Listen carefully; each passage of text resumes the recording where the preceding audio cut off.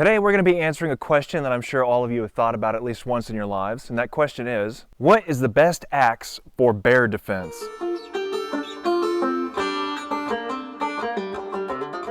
Now some of you might be saying to yourself, why do we need the answer to this question? Well, it's the internet. Weirder questions have been asked, and if you're anything like me, you've asked yourself, what axe is best for bear defense on more than one occasion, so that's what we're going to talk about.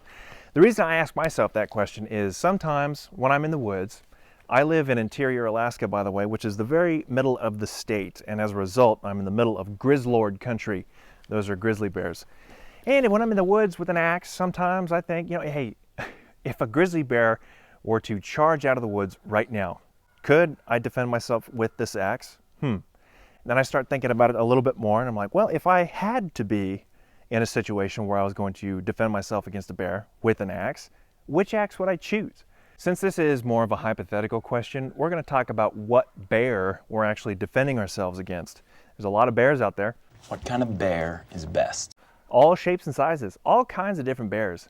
Starting off, polar bears. Polar bears, they're the big ones, okay? If you're going up against a polar bear, chances are you're in an area that doesn't have that many trees to begin with, so you probably wouldn't have an axe. And if you go up against a polar bear and you just have an axe, well, you can go ahead and sign your name on that dotted line because you're not winning that fight. Kodiak bears are bigger than grizzly bears, albeit slightly less aggressive just because they have a ton of fish they always eat, so they don't really have to get angry and get food. Black bears. If you're in black bear country, you know as well as I do that black bears are essentially just giant raccoons. And if you yell loud enough, odds are in your favor that the black bear is just going to turn around and run away. Then there's bears on the other end of the spectrum. Then we have bears from like Asia. Let's go panda bears. Panda bears, axes for bear defense against panda bears. Well, panda bears are already actively trying to take themselves out, so you could probably defend yourself against a panda bear with just a can of Axe body spray. So there's the axe for you. For the sake of this whole thing, we're just going to limit this whole bear discussion to grizzly bears. Everybody always thinks of grizzly bears when they think of angry charging bears. So bear defense against grizzly bears with an axe. We'll start off with the most common and the one that everybody always thinks about when they think of an axe, the American felling axe. Felling axes like this Jersey right here usually are in the range of the 3 to 5 pound head weight. They're on a handle that usually ranges between 28 and 36 inches depending on the variety. So as a result, these things are designed to swing and chop at a stationary object, whether that be a tree that you're trying to chop down or some firewood that you're trying to split. The point being, these are not made to swing at something that is actively charging you or is moving around or doing anything crazy. That is, unless you live in a fantasy forest where the trees are actively growing legs and trying to run away. But I don't think we have to worry about that. My point being, these axes are terrible for using in combat. You go to swing, you miss. All of that mass at the end of this axe will throw you off kilter, especially if you're not careful. Trip, fall, you're on the ground. Next thing you know, you're bear food. You could kind of choke up on this axe just so it's not, that much of an issue. But at that point, you're losing a lot of velocity and you're not really doing much with this thing anyways. So American felling axe for bear defense, terrible choice. Next up, we have axes of the shorter variety. When it comes to these shorter axes, whether it be this council tool flying fox or tomahawks or anything like that, shorter axes, lightweight heads, small cutting edge right here, could you use these for bear defense? Well, I'm sure back in the day, especially in the United States, did settlers, frontiersmen, Native Americans have to use tomahawks for bear defense? I'm sure the opportunity presented itself a couple times. Did it work out in their favor? I'd say they lost that rap battle 9 times out of 10. Could it be done though? I'm sure. Would I choose an axe like this for bear defense? No. Though these axes are small, nimble, and relatively lightweight, the big issue that these things suffer from is handle length. They do not have that much of a standoff with you and what you're trying to hit. For instance, the bear gets close, you go to swing, you might embed the axe in the bear, but still, that handle does not present you with enough standoff to actually get a good swing before the bear really closes that distance. So, short-handed axes, terrible choice for bear defense. What about double bit axes? Well, double bits are a little bit of an outlier, aren't they? I know a couple of you're going to ask about these things. When it comes to double bits, it's a relatively American design. Usually you see these things in the hands of like Paul Bunyan. Paul Bunyan doesn't have to worry about bear attacks because he is a giant. However, back in the day, the old school lumberjacks or fallers working on those big redwoods in the West Coast, when they were using double bits, I am sure that a bear said hello a couple times. But would these make a very good weapon for bear defense?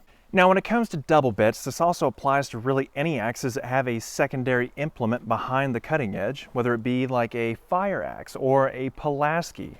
If you were successful enough to embed this into a charging bear, what would happen? Well, the charging bear's momentum would carry it over on top of you, and that second bit, or whatever it is, would inadvertently become embedded in you. So, yeah, you could use it and you could embed the front, but the tool that you were going to use to defend yourself against the bear would end up becoming the tool of your own demise. So, double bits and axes with different implements on the back, would they work for bear defense? Terrible choice. Now, if only there were times in history where people had to defend themselves with an axe against a big charging animal. Oh wait, cavalry exists. What is cavalry? Well, cavalry is a horse, armored or not, or some other big animal being ridden by a person, and both of them want to actively end you. So, throughout history, there have been tools and axes developed specifically for use on the battlefield and against cavalry. Let's look at some of them. So when it comes to these big anti-cavalry and battlefield axes, well, we already talked about the detriment that a short-handled axe would serve, especially if you didn't have a shield. Now we're trying to create that big standoff with the bear. Now, there were a lot of axes throughout history used on the battlefield, and some of you might bring them up, like the halberds or the Lochaber axes, or, pole axes and all that. Those are great axes, all of them. They're essentially just spears with an axe head on it that you could use to pretty devastating effect, actually. But are those really axes? I mean, yeah, it's in the name, but, for axes, we're focused on, the construction techniques that actually put the whole thing together.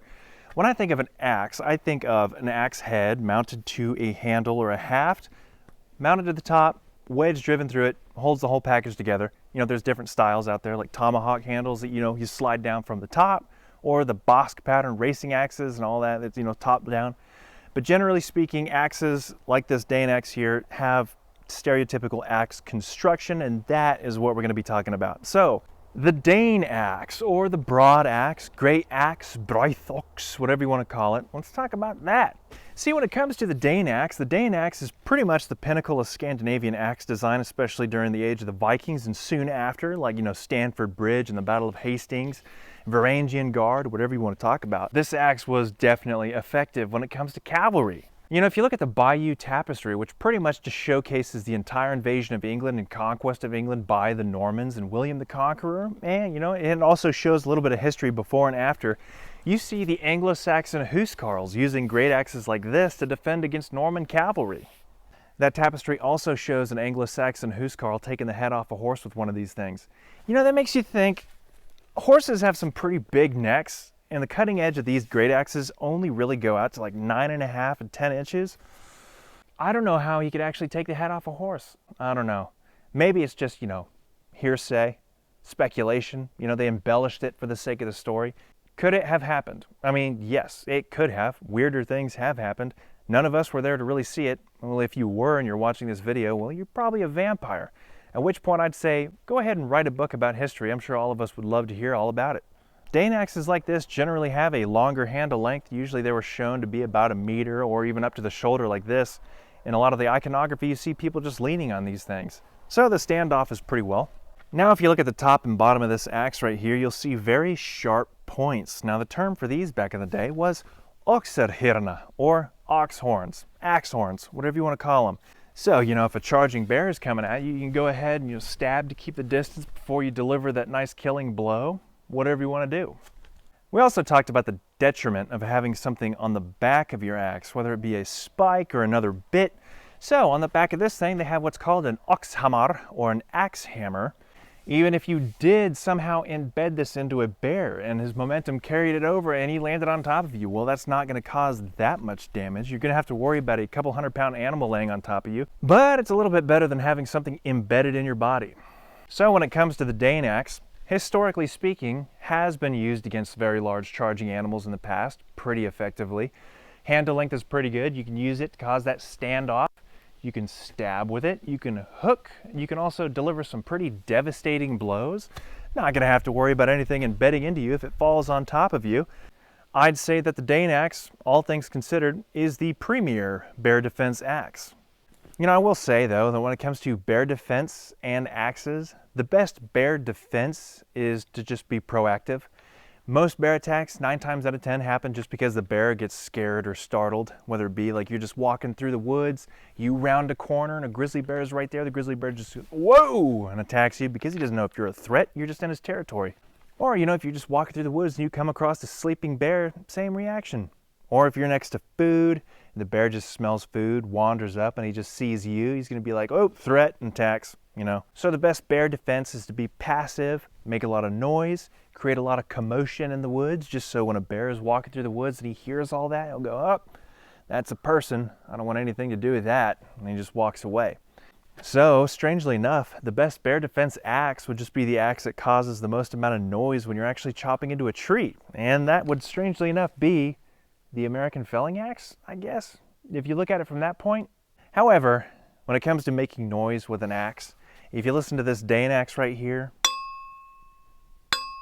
has that nice ring to it. I guess if you wanted to walk through the woods and just kind of hit a Dane axe all day, that'd be a pretty effective bear defense.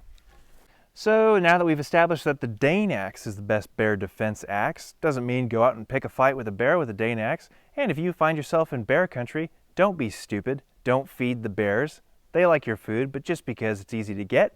And if you keep feeding bears, those bears are going to expect food to come from humans. And if a human doesn't give them food, well, they'll get really upset. And if you're camping in bear country, make sure you always tie up your food in a bear bag, just so they can't get after it, and it doesn't make it accessible for them, and they don't ransack your entire camp. So make a lot of noise in the woods, stay safe out there, carry bear spray if you want to, and just be safe. Bears have been there for way longer than humans have. It's their environment, respect them, and carry on. Well, if you like this video, go ahead and take a Dane axe and chop that like button. Subscribe if you want to, and comment down below if you have any other ideas on what axe you would pick for best bear defense axe. Also, if you have any other hypothetical axe questions, whether it be like what axe would be best for X, also comment that down below and I might make a video response on it. Love engaging with you guys. Until next time, thanks for watching.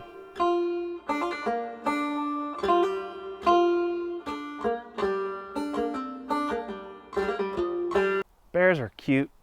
They have no business being that cute. So cuddly. So aggressive too. Man.